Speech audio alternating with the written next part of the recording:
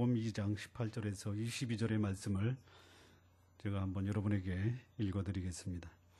요한의 제자들과 바리새인들이 금식하고 있는지라 후기 예수께 와서 말하되 요한의 제자들과 바리새인의 제자들은 금식하는데 어찌하여 당신의 제자들은 금식하지 아니하나이까? 예수께서 저희에게 이르시되 혼인집 손님들이 신랑과 함께 있을 때에 금식할 수 있느냐? 신랑과 함께 있을 동안에는 금식할 수 없나니 그러나 신랑을 빼앗길 날이 이르리니 그날에는 금식할 것이니라.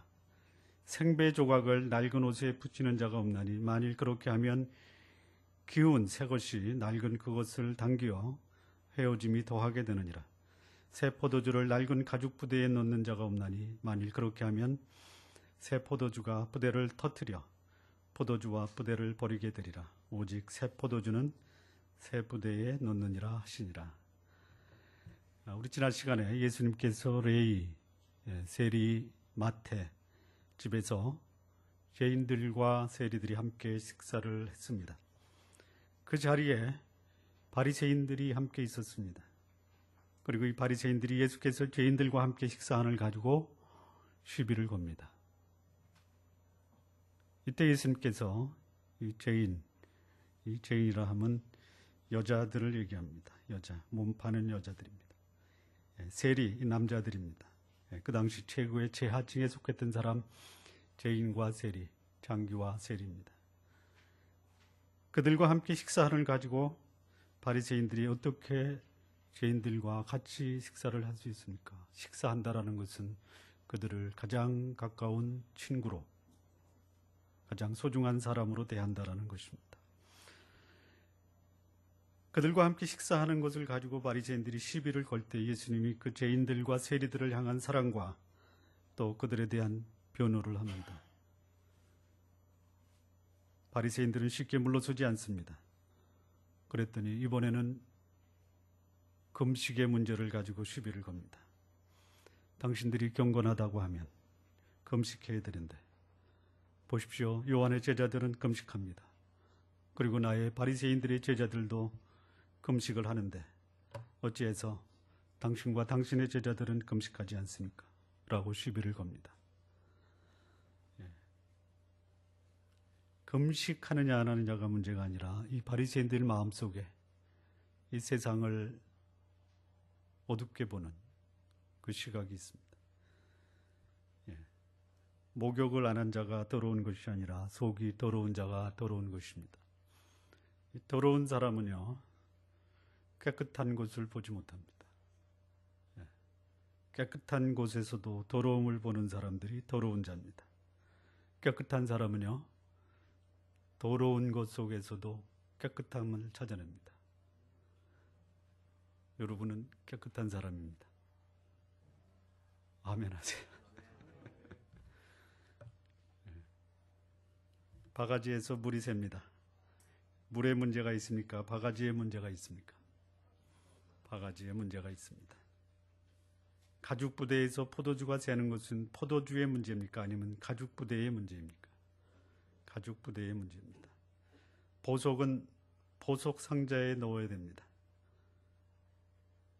보석을 보석 상자가 아니고 쓰레기통에 놓으면 무엇을 모독하는 겁니까? 보석을 모독하는 겁니다. 쓰레기는 쓰레기통에 넣어야 됩니다. 쓰레기를 보석 상자에 넣으면 무엇을 모독하는 것입니까? 보석 상자를 모독하는 것입니다. 거룩한 하나님을 모시고 사는 사람은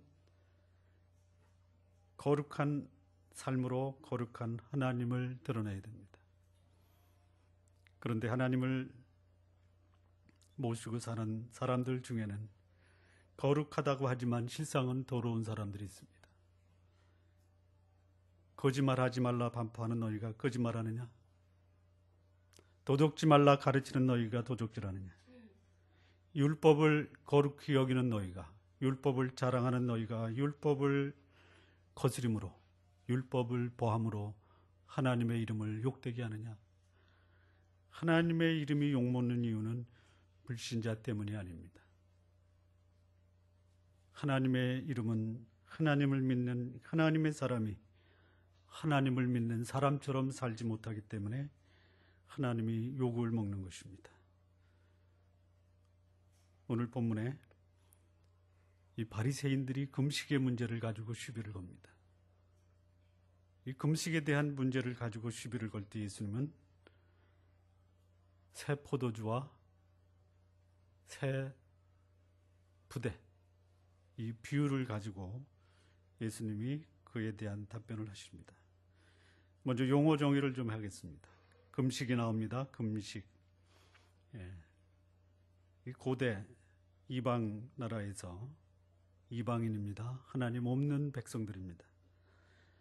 그들도 금식을 했습니다. 그런데 그들이 한 금식은 금식 자체보다 금식을 하는 참된 동기가 어디 있는가에 강조를 두고 금식을 했습니다.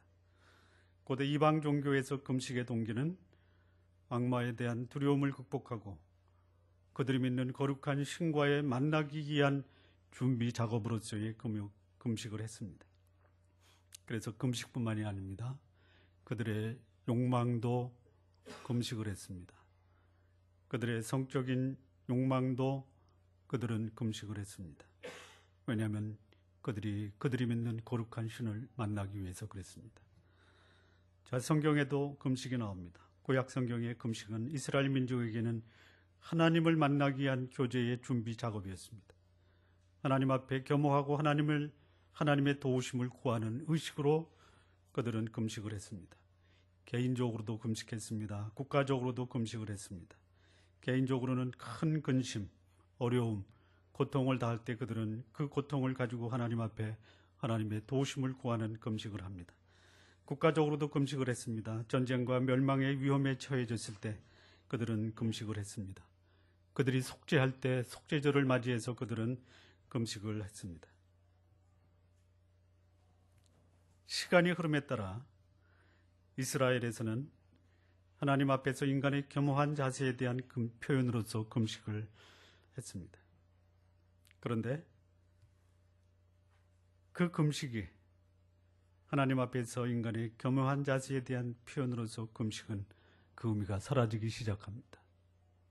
겸손한 자세로서의 금식이 아닙니다. 오히려 금식은 경건한 공적으로서의 의식으로 변하기 시작합니다. 구약의 선지자 중 이사야가 이런 금식의 비인관화, 금식하다 보면요, 여러분, 금식은 때로는 사람의 생명을 앗아갈 수도 있습니다.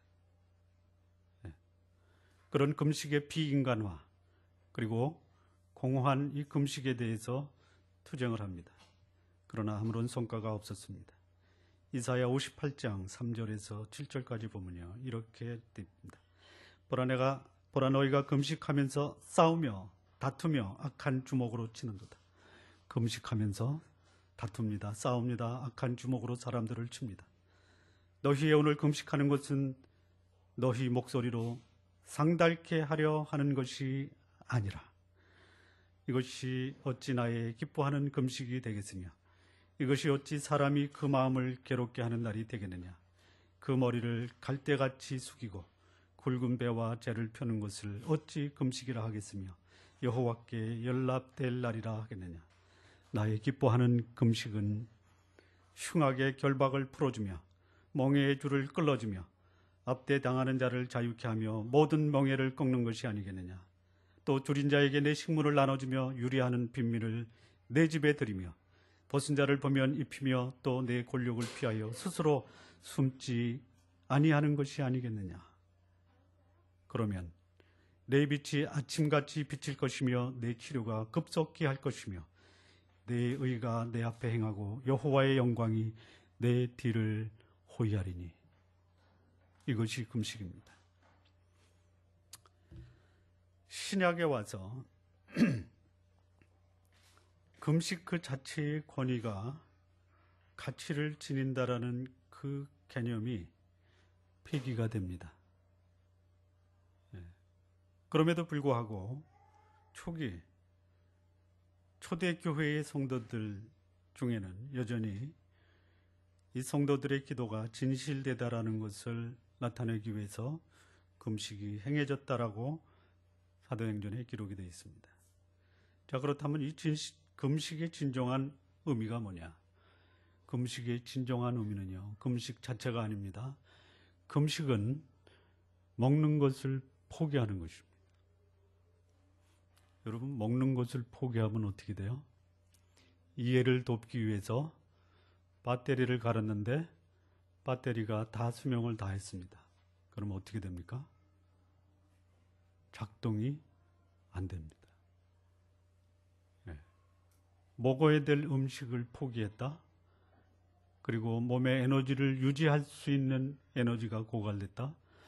어떻게 됩니까? 죽습니다. 금식의 진정한 의미는 뭐냐? 하나님 앞에 내 문제를 내려놓고 하나님, 이 문제는 하나님만이 해결할 수 있는 것입니다. 저로서는 도저히 이 문제 해결할 수 없습니다. 그래서 제가 이 문제를 들고 당신께 나옵니다. 이 문제는 당신이 해결해 주셔야 됩니다. 해결 안 해주시면 저는 죽습니다. 이 뜻입니다. 목숨 걸고 내 문제를 하나님 앞에 기도하며 그 하나님의 도우심을 구하는 것, 이것이 금식입니다. 금식을 했냐 안 했냐, 이것은 금식이 아니라 굶식입니다. 죽을 각오로 하나님 앞에 내 문제를 들고 나가는 것이 금식이에요. 애통하는 일이 생겼을 때, 슬픔과 고통의 문제로 더 이상 삶의 소망이 끊어졌을 때, 그러나 앞을 봐도 뒤를 봐도 밑을 봐도 소망이 없을 때 위를 바라보며 하늘의 소망을 구하는 것, 이것이 금식입니다. 그런데 바리새인들은 금식 자체에 대한 의미를 두고 금식하면 거룩하고 경건하고 금식을 안 하면 경건하지 않다라고 비난하는 그 일에 대해 예수님이 이렇게 대답을 하십니다. 아니, 신랑이 있는 잔치집에서 잔치가 벌어지고 있는데 웬 금식? 여러분, 잔치집에 가서 금식을 하면은 누구를 모독하는 거예요? 신랑을 모독하는 거예요. 그리고요, 잔치집에 갔을 때 여러분 왜 가십니까? 먹으러 갑니다. 먹으러 가는 거예요. 잔치집의 핵심은 뭡니까? 먹는 겁니다. 먹는 거. 잔치집에 가서 금식하는 사람들은 어떤 사람이냐면요, 바리새인들입니다. 거기서 이렇게 공포합니다. 여러분 보십시오. 저는 잔치집에서도 금식하는 사람입니다. 그러면 그 잔치집에 온 하객들이 뭐라고 할까요? 쉬운 말로 미친놈이네. 잔치집에서는 먹어야 됩니다.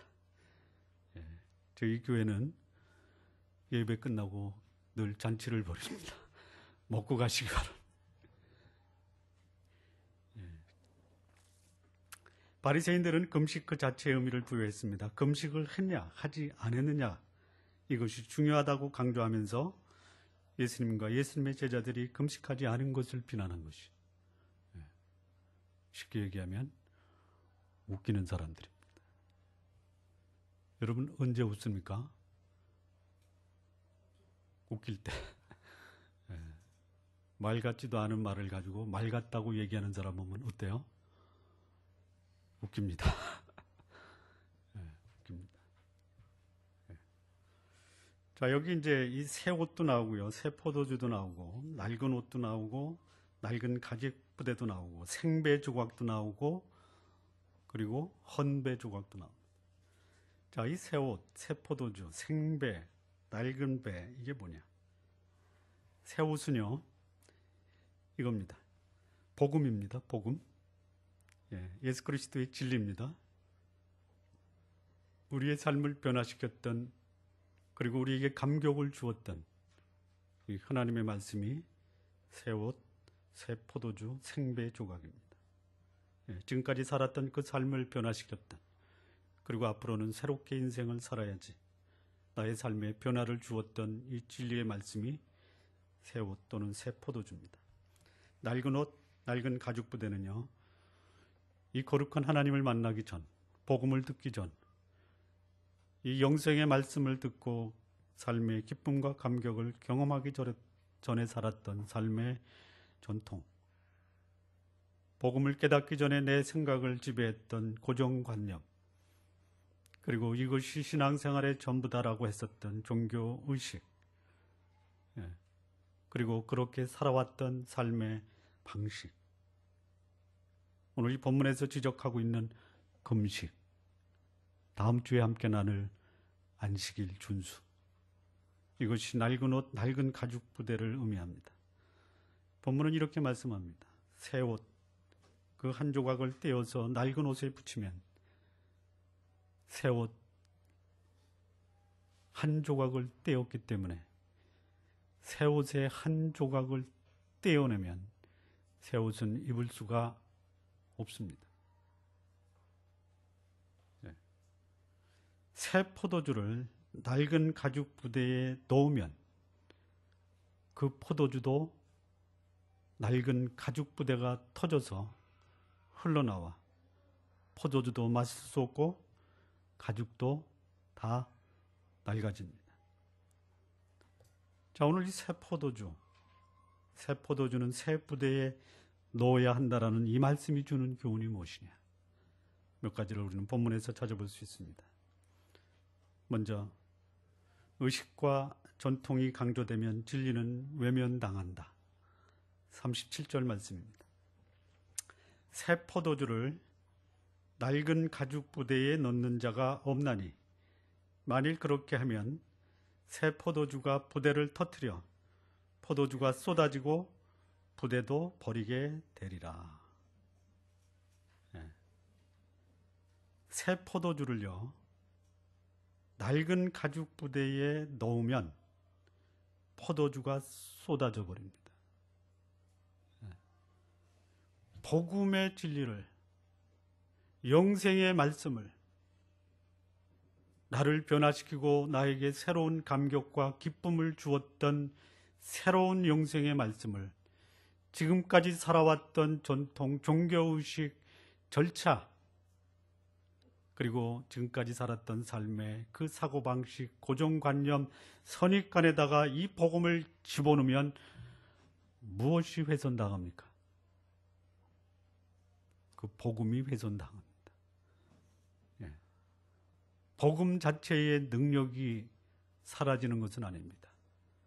그 복음을 담고 있는 사람의 삶, 율법과 전통, 지금까지 살았던 그 사고방식 패러다임을 고수하고 그것을 끝까지 지킨다면 그 지금까지 살아왔던 삶의 방식이 내가 새롭게 받아들이는 영생의 말씀, 이 복음이 그 능력을 발휘하지 못한다라는 것이,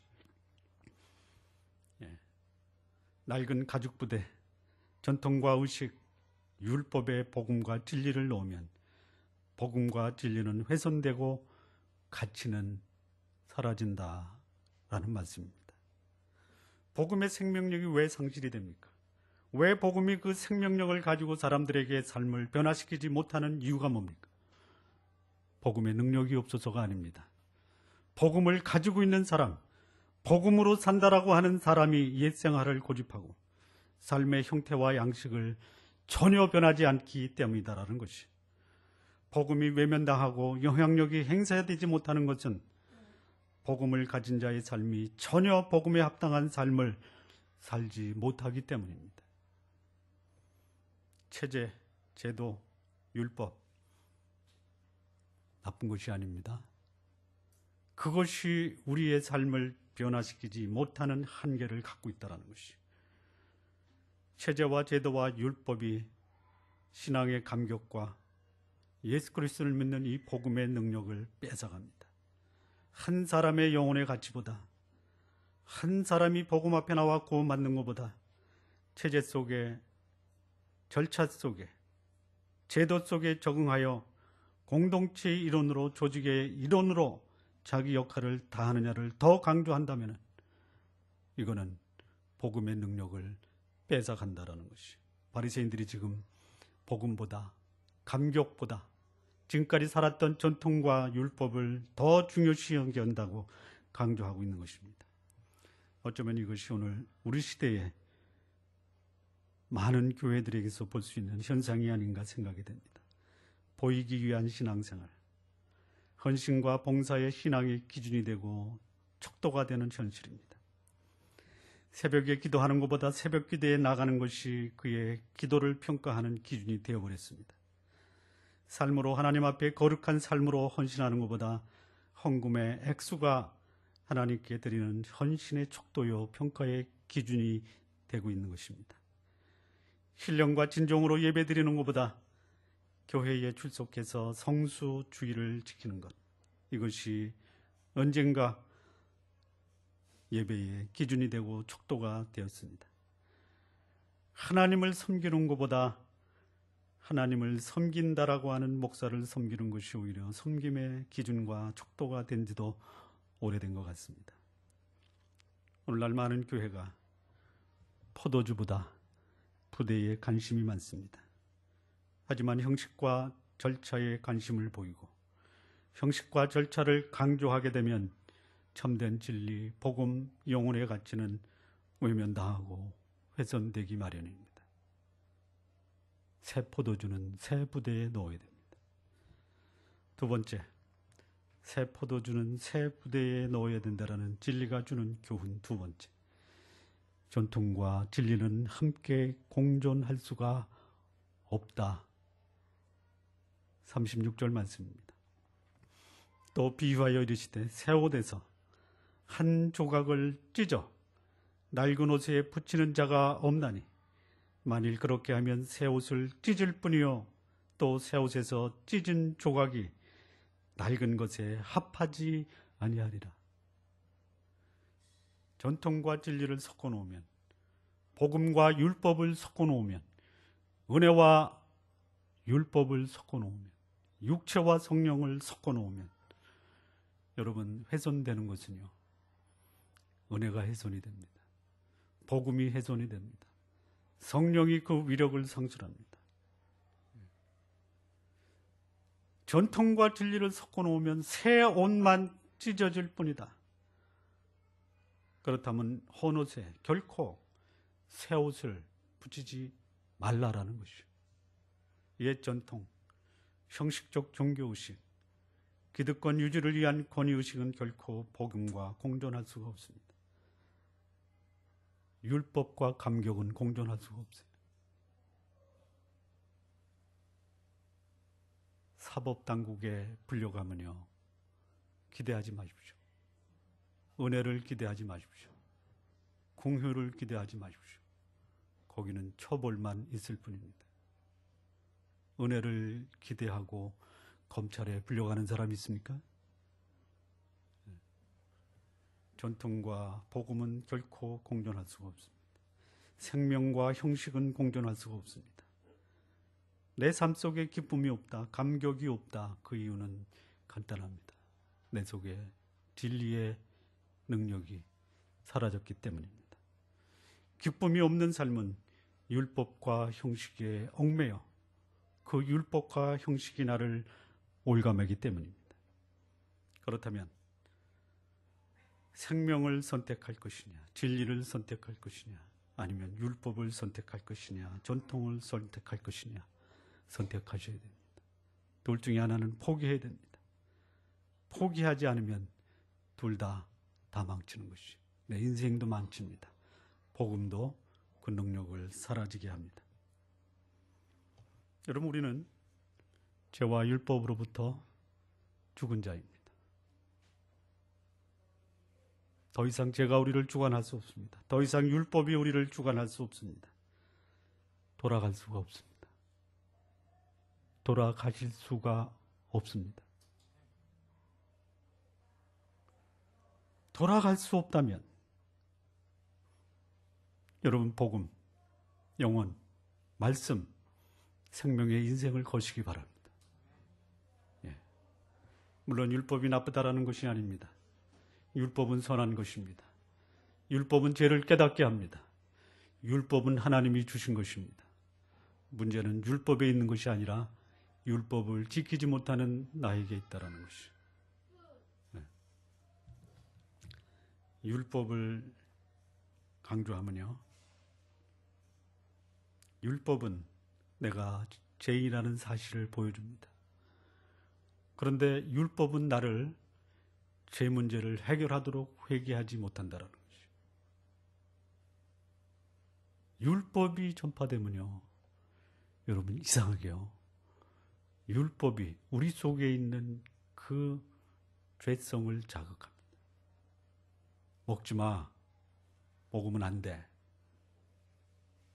그런데 그 말을 듣기 전에는 관심도 없었는데 먹지 마 하니까 먹어볼까?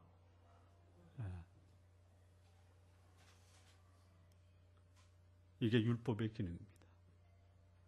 죄를 깨닫게 하지만 죄를 극복할 수 있게 하지는 못합니다. 오히려 죄를 짓게 합니다.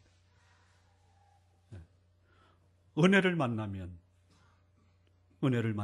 내가 철저하게 무력한 죄이다라는 사실을 깨닫게 하고 은혜 앞에 나와 그분의 은혜를 구하게 됩니다. 율법 앞에 나오면요, 내가 철저하게 무력한 죄인이지만 율법이 나를 의롭게 만들지 못합니다. 오히려 더 절망시킵니다. 나를 파산시킵니다.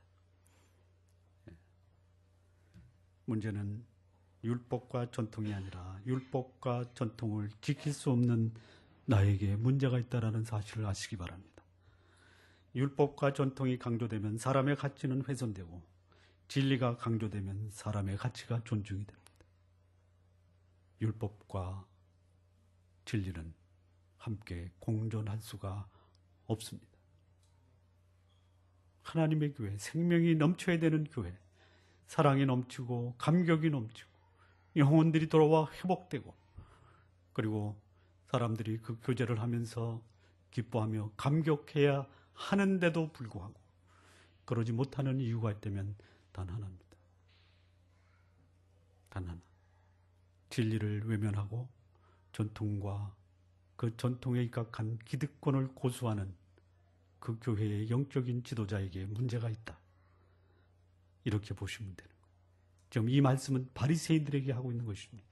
당대의 최고의 경건하다라고 백성들로부터 인정받았던 바리새인들에게 예수님이 그렇게 말씀하시는 거예요. 여러분, 바리새인 그들은 거룩한 무리였습니다. 히스딤 바벨론 포로 돌아와서 유대 민족이 망했던 그 이유를 율법을 범했기 때문에 하나님이 우리 민족을 벌하셨다. 율법을 연구합니다. 율법적으로 삽니다. 그들은 거룩했습니다. 사람들의 문제를 하나님의 말씀으로 해결해 주었습니다. 그리고 백성들은 그들에게 정치적, 경제적, 사회적, 종교적 고난을 부여합니다. 세월이 갑니다. 그들이 율법을 그들의 기득권을 유지하는 수단으로 활용하기 시작합니다. 율법은 우리 생계 수단이다. 우리의 기득권을 지켜주는 가장 유용한 수단이다. 그래서 그들은 율법을 이용하지 율법을 지키지 않습니다. 이때 예수 그리스도께서 나타나십니다. 젊은 선지자가 나타납니다. 그가 사람들에게 복음을 전합니다. 사람들의 삶이 변화됩니다. 감격을 회복합니다. 병이 회복이 됩니다. 그런데 무료입니다. 지금까지 백성들이 문제가 있고 어려움이 있으면 바리새인들한테 왔어요. 그들의 관심이 예수님께로 옮겨줍니다. 볼 수가 없어요. 그렇다면 이 예수님을 제거해야 돼요. 사사건건 시비를 겁니다. 이 배경이 그겁니다. 지금도 마찬가지입니다. 종교 지도자들이 그 종교 지도권을 활용해서 얻었던 부와 명예를 진리로 인해서 그것이 조금이라도 손상된다면 결코 견딜 수 없는 것. 그것이 오늘 우리의 현실입니다. 자, 세 번째입니다. 새 포도주는 새 부대에 넣어야 된다 라는 말씀이 주는 세 번째 교훈 38절. 새 포도주는 새 부대에 넣어야 할 것이니라. 그렇다면 진리를 가진 자, 생명을 가진 자는 그들의 삶의 방식도 바꿔야 한다라는 것이죠. 새 포도주를 계속해서 간직하려면 부대를 바꿔야 돼요. 다 낡아빠진 가죽 부대에다가 새 포도주를 넣으면 포도주가 다 빠져버리는 것이에요. 예수 그리스도를 모신 자, 복음의 진리를 받은 자, 그들은 죄로부터 그리고 율법으로부터 벗어나 전혀 새로운 삶을 살아야 됩니다. 당신이 진리를 가지고 있다는 것을 증명해 보이시오. 그러면 보이셔야 됩니다. 무엇으로? 여러분의 삶으로 보이셔야 됩니다. 과거에 행했던 그 생활 방식을 그대로 가지고 있으면서 나는 복음 안에 있다. 그거를 뭐라고 하냐면요, 코미디라고 하는 것이요. 웃기는 일입니다. 여러분 웃기지 마십시오. 제가 지금 코미디 하면 좀 웃어주세요.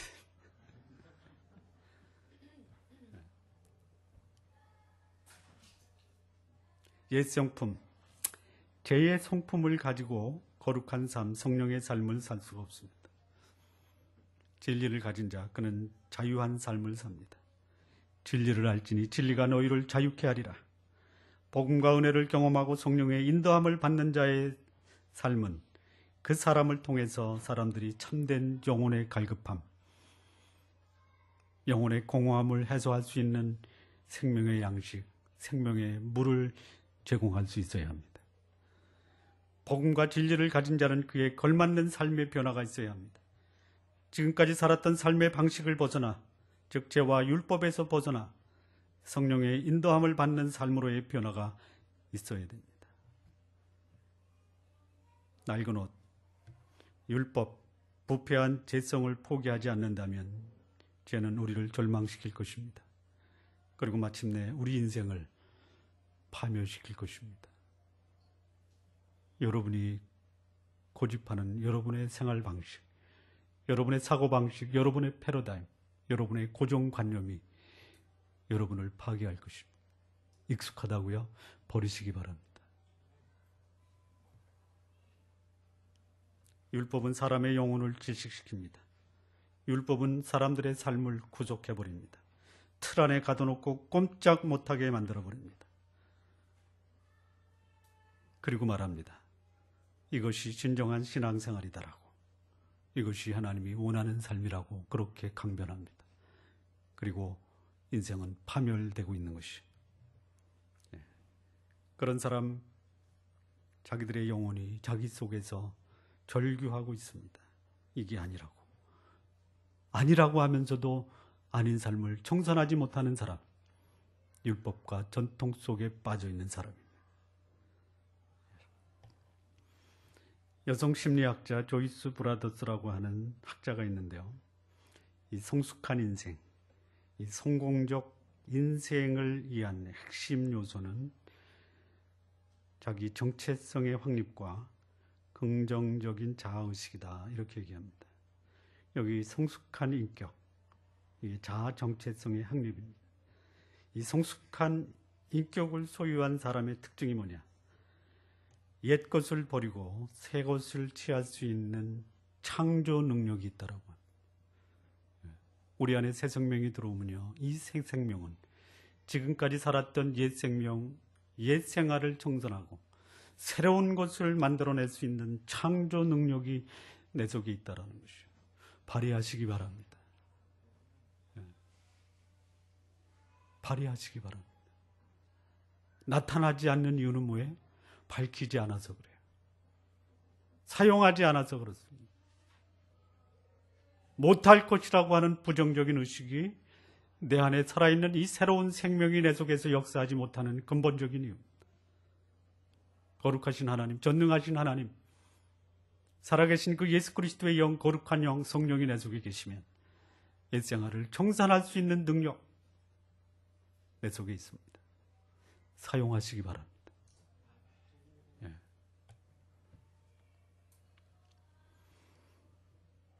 새 포도주는 새 부대에 넣으라가 주는 네 번째 교훈입니다.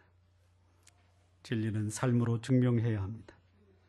내가 전통과 율법에서 벗어나 참된 진리 안에 있는가를 증명하려면 삶이 뒷받침되어야 합니다. 진리 안에 있다고 하면서 이기심, 욕망, 자기중심적 삶을 탈피하지 못하고 있다면, 과거에 살았던 삶을 그대로 유지하고 있다라면 이는 진리를 외면하고 진리에서 벗어난 삶을 살고 있다라고 스스로 고백하는 것입니다. 내가 진정한 그리스도인인가? 그렇다면 삶으로 증명하십시오. 생명이 살아심시고 기쁨과 감격의 삶을 살아가시기 바랍니다. 나를 만나는 사람들이 행복하고 긍정적이고 미래지향적이고 그리고 사람들이 세워지는 그 역할, 이게 진리로 내 삶을 증명하는 것입니다.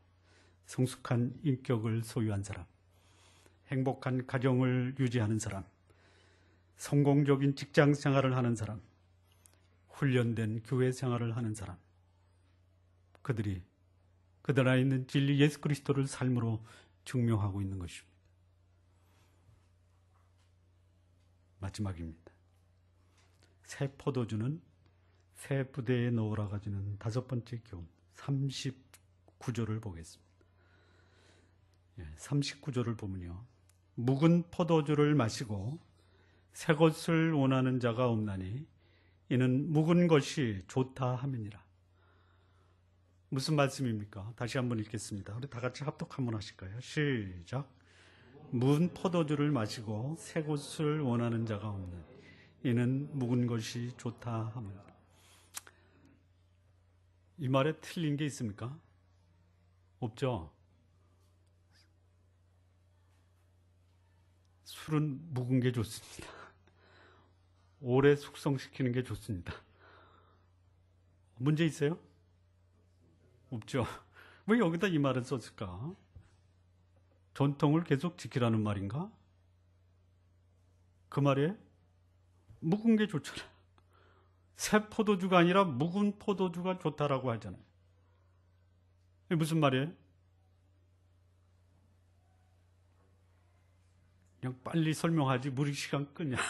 빨리 설명하라 이거죠. 예. 포도주는 묵은 게 좋은데 여기서 말하는 포도주는 새 포도주냐 묵은 포도주냐죠. 예. 새 포도주는 뭐예요? 새로운 겁니다. 복음입니다. 진리입니다. 예. 묵은 포도주는 뭐예요? 전통이에요. 율법이에요. 형식이에요. 절차예요. 제도예요. 체제예요. 옛날 우리 그 개화 시대에 이 상투를 이렇게 자르면 어떻게 됐어요? 머리 안 감아도 되잖아요. 짧으니까.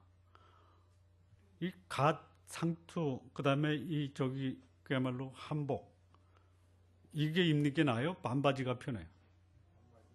예, 그런데 이 상투 틀고 갓 쓰고 그야말로 그 두루마기 입은 사람이 이거를 벗으라고 하면 벗습니까? 안 벗습니까? 왜 안 벗어요? 왜 안 벗어요? 익숙하니까. 익숙하니까. 예.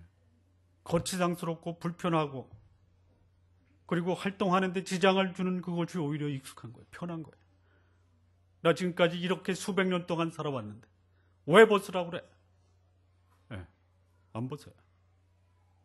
예. 신앙생활 오래 하다 보면요, 아예 처음부터 복음의 진리 안에서 감격하고 복음으로 인생이 변화되고 사람을 소중히 여기고 하나님 앞에 거룩하고 순결한 삶을 살아야 되는 그 삶을 살아왔다면 문제가 없습니다. 네. 그렇게 살다가 어느 날 변질되기 시작합니다. 네. 복음보다는 형식이 강조되기 시작합니다. 여러분, 율법적인 교회와 복음적인 교회의 차이가 뭔지 아십니까? 복음적인 교회는요, 복음이 강조됩니다. 영혼이 강조가 됩니다. 성숙이 강조가 됩니다. 율법적인 교회는요, 율법이 강조됩니다. 형식이 강조됩니다. 행사가 강조됩니다. 네. 그 형식, 절차, 행사, 회의도 강조됩니다. 우리 힘으로 한번 해보자. 여기에 익숙한 사람이 그거 다 떨쳐버리고 하나님의 복음이 중요하다. 영혼이 중요하다. 그 영혼이 하나님 앞에서 성숙한 것이 중요하다. 율법에 익숙한 사람은요, 그거 별로 중요시 여기지 않습니다. 그게 뭐가 중요해? 몇 명이 나왔냐? 헌금이 얼마큼 걸렸느냐? 우리 교회가 얼마나 뽑나냐? 이게 더 관심이 있는 거예요. 예. 이게 그 말입니다. 묵은 포도주를 마시고 새 것을 원하는 자가 없다. 왜냐하면 지금까지 살아왔던 그 삶이 너무 나를 편하게 해준 거예요. 내가 지금 율법을 가지고 돈을 벌었는데 만약에 영혼의 가치가 강조되면 돈 못 버는데 그럼 그 돈 어디서 벌어? 포기 못하는 것입니다. 지금 이 말씀을 하시는 거예요. 새 것이 좋다라는 것을 압니다. 그러나 옛 것에 익숙하고 그것으로 살아온 사람, 쉽게 그것을 탈피하고 변화를 시도하는 것이 어렵다라는 것이. 은혜와 진리가 왔음에도 불구하고 율법과 전통을 지키며 살았고 거기에서 삶의 문제를 해결한 사람들, 복음이 말하는 이 복음의 가치에 대해서 외면하는 것이 익숙하지가 않습니다. 자기 익숙한 지금까지 살았던 그것을 고수하며 그것이 자기의 생명이라고 주장한다는 것이. 새 포도주는 새 부대에 넣어야 됩니다. 무슨 말입니까? 진리가 외면되면, 전통이 강조되면 진리는 훼손되고 외면당하는 것이. 여러분, 전통과 진리가 함께 공존할 수가 없습니다. 진리를 가지고 있다면 삶으로 증명하십시오. 그리고 전통에 익숙한 사람, 쉽게 그것을 버릴 수가 없습니다. 결론 짓겠습니다. 이제는 바꾸시기 바랍니다. 지금까지 살았던 그 삶의 방식이 복음이라면 유지하시되 나를 올가매고 나를 질식시켰던 이 율법과 전통에 익숙한 삶을 사셨다면 바꾸시기 바랍니다. 새로운 시대에는, 새로운 삶에는 새로운 가치관과 새로운 생각으로 살아야 됩니다. 내 가정이 바뀌길 원하십니까? 행복한 가정으로? 그러면 나부터 바꾸십시오. 내 교회가 바뀌기를 원하십니까? 그러면 나부터 바꾸시기 바랍니다. 내 주변 세상이 바뀌기를 원합니까? 그러면 나부터 바꾸십시오. 주저하시는 이유가 뭡니까? 어렵다고요? 어렵습니다. 그러나 불가능한 것은 아닙니다. 나를 통해 전능하신 하나님, 살아계신 하나님, 그분이 나를 통해 내 주변과 내 세상을 변화시킬 수 있다는 것, 그것을 행할 수 있는 것은 여러분입니다. 여러분이 바꿀 수 있는 세상, 여러분이 바뀌지 않으면 변화될 수가 없습니다. 여러분이 바뀌지 않으면 여러분의 세상은 바뀔 수가 없어요. 여러분이 바뀌지 않으면 누구도 여러분이 해야 할 것을 대신할 사람도 없습니다. 새 포도주를 가지신 분, 이제는 옛 부대를 벗어버리십시오. 새 부대로 바꾸시기 바랍니다. 새 포도주, 복음, 진리를 가진 사람, 이제는 새롭게 사시기 바랍니다. 그리고 여러분을 통해서 이 생명, 감격, 기쁨, 이 복음이 여러분의 세상을 변화시키는 거룩한 사명자가 되시기를 바랍니다. 기도하시겠습니다.